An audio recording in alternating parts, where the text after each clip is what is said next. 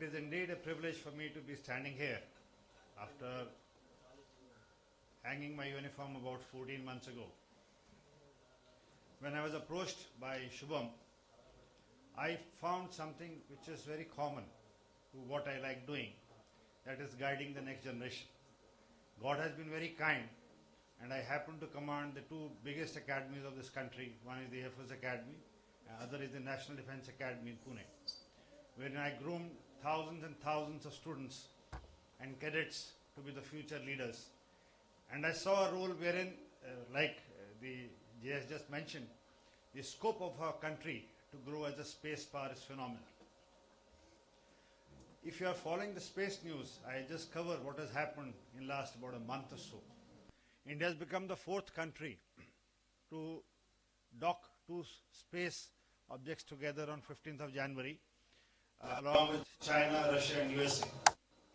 One Air Force pilot, Shubham Shukla, has been selected to participate and be the first Indian astronaut to go into space, International Space Station, in next 2 to 3 months. He is part of a program with NASA and ISRO, wherein he, along with the other, a Polish and a Hungarian astronaut, along with the US astronaut, will travel to the International Space Station. If you have been following Donald Trump's taking over on 20th of January, you would have realized that he mentioned a statement that we would soon like to see people on Mars.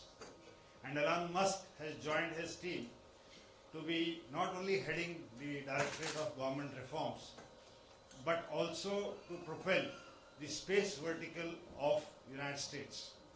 The present wars which are going on, if you've been following current affairs, that is the Israel, Hamas, associated Iran conflict, and Russia-Ukraine conflict, which has been going on for last about 500 days now.